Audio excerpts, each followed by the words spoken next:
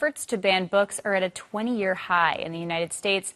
More than 1,200... To abolish the U.S. Department of Education. Indoctrinating children with far-left lies and poisoning their minds with woke gender ideology.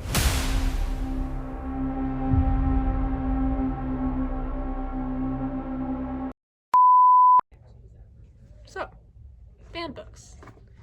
We hear a lot about them. Protests, the news, read banned book initiatives, etc. It's both interesting and personally really disheartening to keep up with. This list that goes on, containing both classic novels and new books, all banned for various and sundry reasons. The media that I read makes it sound really important to keep them from that. And objectively, I agree with that fact. But in my research to this project, I'm beginning to question whether I truly understand the big issue.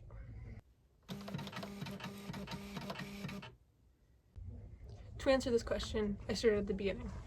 So, what is your definition? What is a book ban? What is a book ban? Okay, so a book ban is when a particular title is not allowed to be seen, viewed, or purchased by either a whole group or certain subsets of groups.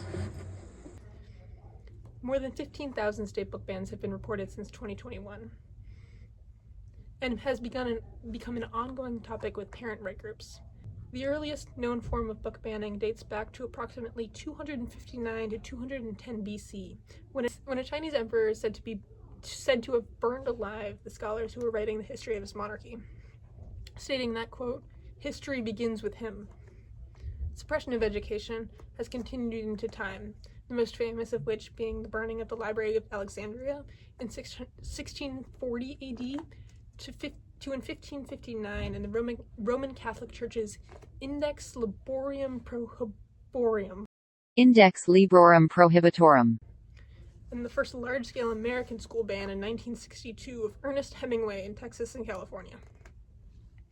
TLDR. The concept of banning books isn't new and has been used as a long time for control, or today's argument, the protection of people from ideas. Now, propaganda and censorship are also a huge part of this. So defining them, by definition, propaganda is information, particularly of a biased or misleading nature, used to promote or publicize a particular political cause or point of view. While censorship is the suppression or prohibition of any parts of books, film, news, etc. that are considered obscene, politically unacceptable, or a threat to security. The unfortunate thing with these definitions is how they seem to be almost intentionally open to interpretation. The legislation that goes along with them just as much so.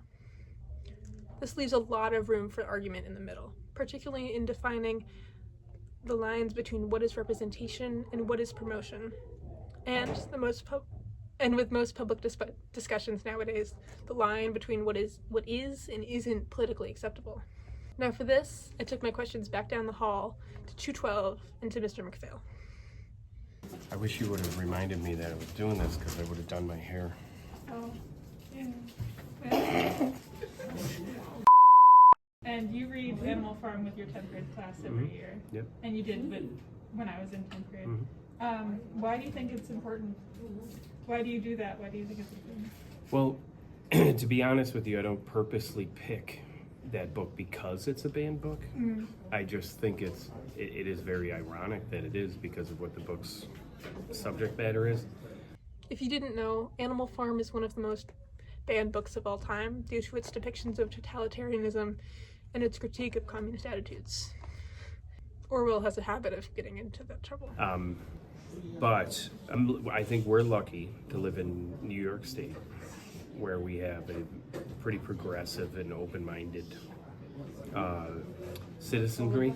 But so I do take it as a point of pride, though, that we are doing a banned book, because I figure if we're the United States of America and you have a state that has a group of people who are banning these books, and then you have another state that is not banning those books, then the more we can, kind of level the playing field a little bit. And of course, they're banned for a reason.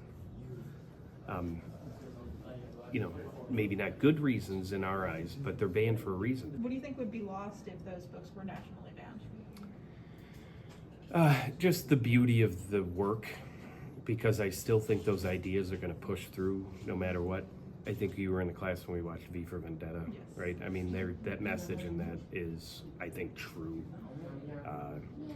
Freedom and truth will always find a way to wriggle itself to the top of the course of any problem that we have as human beings, because it's part of our human nature to want to be able to do those, to feel free.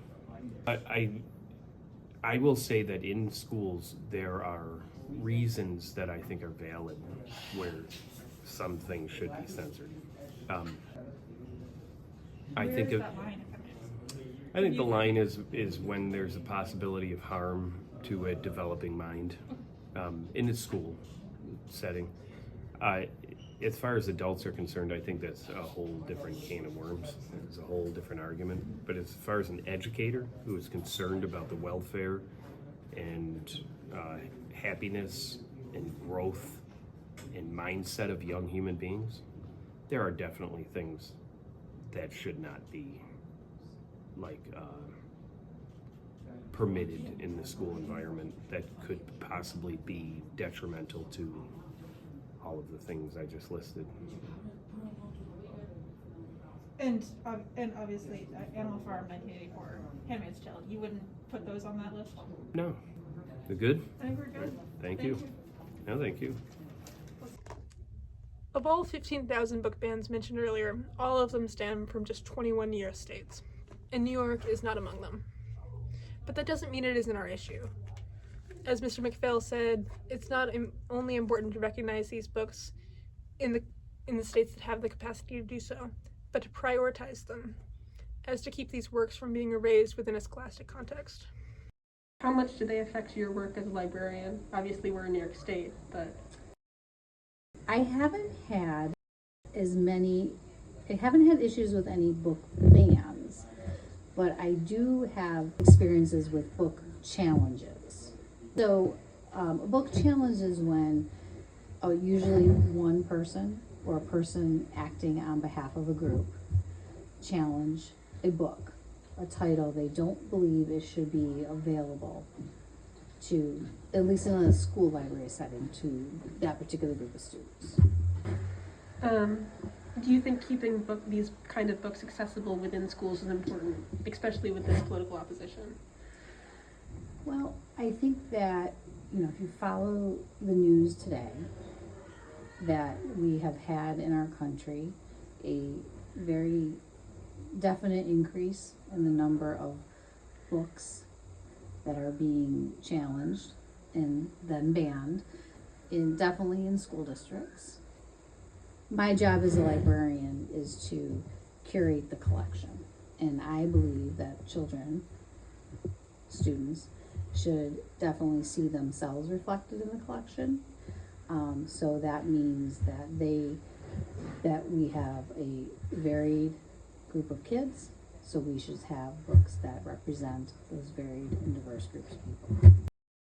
That's one of the things that if you look at what the role of a school library media center is to provide students access to materials, some of which may be controversial. It's not a clear-cut issue, but I don't believe it's unreasonable to say that these ideas that book bans intend to protect people from would exist whether or not people are exposed to them via books. Racism, violence, sexuality, drug use, etc. are all part of this world, just as much as they are part of books. Grasping at these ideas within books, particularly in YA novels, to restrict them will, by definition, result in inaccessibility to these educational tools. When I began this project, I knew how I felt about banned books as a concept. But what I've learned is that this issue is not about Animal Farms. It's not about The Hate U Give. It's not about Ernest Hemingway or Maya Angelou.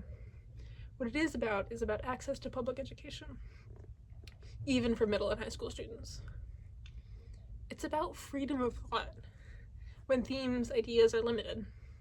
And whether you agree with that statement or not, the fact of the matter is that the basis of all banned books, and the future of public education as a whole will affect us as we go on to college. It will affect our younger siblings and has the potential to affect American media literacy for years to come.